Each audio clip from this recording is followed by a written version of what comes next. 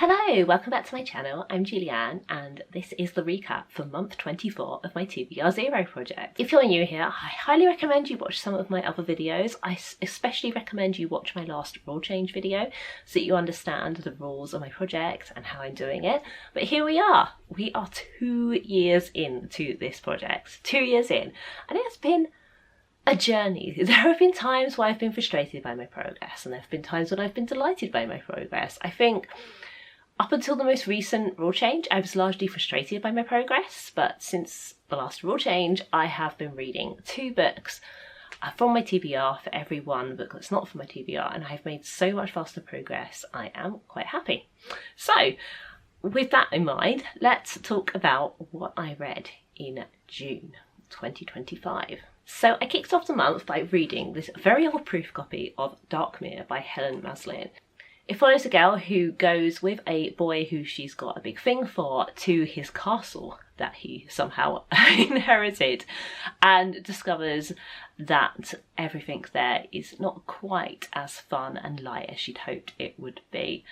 I really enjoyed this. It really pulled me into the story right away, and I especially enjoyed the historical chapters. It was really great to have that sort of dive and contrast between the 2 leading girls. So there we go. I thought I was off to a great start there. Then I read Witch Hat Atelier Volume 12. I have absolutely loved every book in the series so far, and this one was no exception. Things really kick off and get kind of dark in this one, and so yeah, highly recommend as ever. And then another book I can't really talk about very much without massive spoilers, and that is Every Gift a Curse by Caroline O'Donoghue. This is the 3rd and final book in the Gifts trilogy. As I've said before, I absolutely love these books. They are so good, and this one was no exception. I listened to the audiobook, which I got from the library, and yeah, the audiobook narrator is just brilliant. I highly recommend these books if you're looking for a witchy contemporary to get into. There is just magic and politics and what it's like to be on the cusp of becoming an adult, all thrown into this wonderful mix, and they're just so brilliant, so thought-provoking and so much fun. Then I read 4,000 Weeks by Oliver Burkeman. This was fine.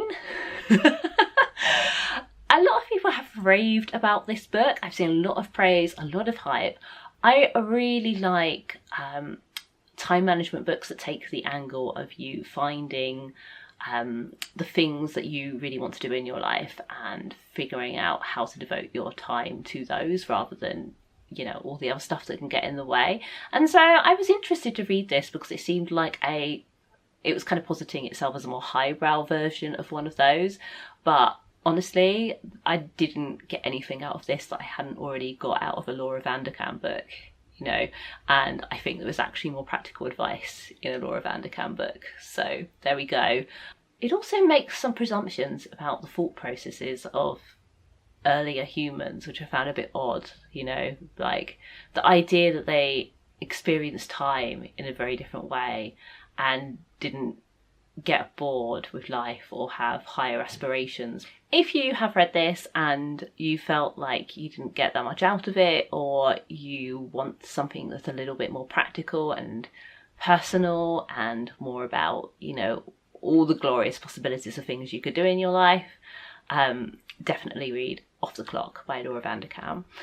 I think also that if you are someone with multiple passions, this is not the book for you, because this is very much one of those that's like, you know, pick your limited amount of things that you want to think about and work on. And I actually disagree with that. I think there's nothing wrong with dabbling in things, with doing little bits of things, you know. If that's how you want to spend your life, then go for it, you know. I have so many interests and hobbies that I just pick up from time to time. I'm not pursuing them to mastery level, you know.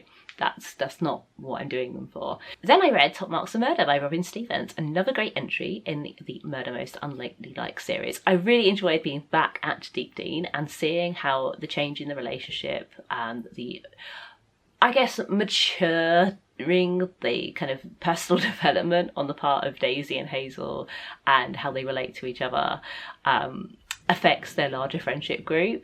In this book, Daisy has sort of been bumped off her pedestal by a new girl at school, which also throws her for a bit of a loop and makes her act in some different ways, and that's quite funny and entertaining. Also, you know, they're solving a murder mystery, and that is also highly entertaining.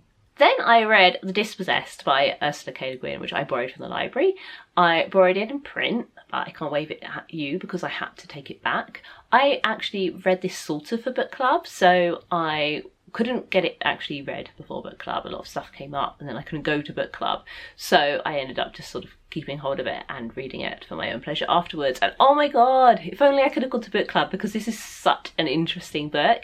It's about a man from a planet which is actually the moon of another planet, and basically a bunch of like socialists essentially moved to this planet years and years and years and years ago, and it was a one-way trip. They've never agreed to anyone going to the original planet where their species comes from, but this one guy gets allowed to go, and it's all about, you know, his life, kind of recounting his story and also his experiences on this planet and what he wants. And yeah, I found this so fascinating. It was just a really great look at one person's like intellectual pursuits and what they prioritize and what they let get in the way, and two very different cultures kind of clashing in the form of this one person. Yeah, so yeah, I really enjoyed it. So thought-provoking. I imagine I will continue to revisit this book in my brain from time to time. Then I read Pathways to Purposeful Living and Pathways to the Land by Leyla Kazim. This is one of those Pound Project little book sets where they have 2 books in a little slipcase. These came with some really beautiful postcards. Oh, aren't they cute? Can't wait to put those up on my wall somewhere when I finally get around to having art in my house after 5 years. It's coming up for 6. Gotta get to that, but it's looking like I'm gonna have to paint first, so yeah, who knows how that will go. But anyway, I picked up these books because they're basically about the author's thought process in deciding to change her life and move to a small holding and basically start farming. So she currently lives in London, or she did at the time that she was writing this book and was making plans for this. She has a Substack newsletter where you can follow her and find out how her new life is going. At the moment I'm going through a real big phase of reading and listening to stories of people who decided to make a big life change of some kind or another, and so this fit right into that. I really enjoyed it. It's definitely be one that I'll be picking up and reading again, and I'm really excited to see how her life journey goes. Then I read Katie the Catsitter #4, The Perfect Plan, which I got an ebook from the library. This is a graphic novel, the 4th in the Katie the Catsitter series, as you might have guessed from how I introduced it. Again, this is another one where I can't say that much about it without spoiling it. Maybe I'll tell you about, you know, the premise of this series instead. So basically it's about a girl called Katie who gets a job cat sitting for her neighbour in her apartment building, who it turns out is a superhero and has all of these cat sidekicks who have all these different job roles, and it's just so much fun. I really want to reread the whole series, but I might have to wait until like there is like some sort of omnibus edition when the series is finished to do that. But yeah, I mean, I'm enjoying them coming out, but I'm sort of slightly starting to lose, you know, my memory of who everybody is, because there's quite a few characters by this stage. You know, we're on book 4 and they are graphic novels, so they're not like the shortest thing in the world, but nonetheless I am enjoying them immensely. Then I read My Life Next Door by Huntley Fitzpatrick. This is a YA novel about a girl whose mother has decided to go into politics in a bigger way than ever before, and has this new boyfriend who she works with, and in her this kind of despair and loneliness and confusion at the direction her mother is pushing their life in, she ends up actually becoming friends with the boy next door and kind of getting adopted in a way by his whole family. I really loved the kind of contrast in families I liked how the family next door had been looked down upon by her mother for years and years and years and years and years, and yet they were just such a lovely, warm, fun family to be around. You know, I felt like I was there in their house with them. It was just so vivid, and all the different characters of the siblings. Lovely, lovely, lovely romance. Very cute, very summery. Enjoyed it a lot. I also love the side characters. Her best friend and her brother Tim play a major role in this, and I think Tim is also one of the main characters in the next one. There's a whole series of these, and I have actually got that one. So yeah, I'll probably pick it up soon. I don't think it's set during the summer, so I'm gonna kind of wait till autumn to give that one a go. But yeah, I enjoyed this a lot and would recommend.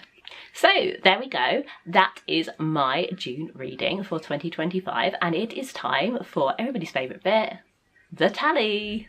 So this month, I would like to say that it ended up being a 50-50 split. It was not a 50-50 split. I actually read more reward books than TBR books, which is very much not the plan. 50-50 split isn't even the plan. Oh dear. You know, it's supposed to be 2/3 TBR books and 1/3 reward books, but it did not work out like that at all. I mean, it was partly because of having to read the Dispossessed before it went back to the library, and also I accidentally hit borrow on a couple of books on Libby instead of deliver later, so then I had to read them because I didn't want to like use up like somebody's chance to read them without actually reading them. You know, that felt bad to me, so I had to read them. So yeah, I ended up finishing the month in a bit of TBR reward book debt. You know, the ratio was off, but hey, I'm determined to recover from that and sort it out. But anyway, the tally was 2 library ebooks, 2 library audiobooks, 1 library print book, and 4 TBR books. So I'm pleased that I made a good amount of use of the library. Like, that's good. Support your local libraries, everybody. But could have read more TBR books. Could have read more TBR books. And I feel like, yeah, I'm really going to have to get my act together reading those TBR books, because I have like other book club books that I'm going to have to finish and things like that. And before I know it, I worry it's going to be Christmas and I'm going to be wanting to read Christmas books and will not have earned those books. So yeah, I've got to keep my eyes on the prize, and that prize is Christmas books. Anyway, there you go. Thank you so much for watching. Please give this video a thumbs up if you enjoyed it. Subscribe if you'd like to see more from me and my piles and piles of books. Please let me know in the comments if you read any of these books and how your book projects of any kind are going, whether you are also doing a TBR 0 or a similar project, or if you have a particular reading challenge you're working towards. I would be so happy to hear about it. You'll see me again soon. Bye!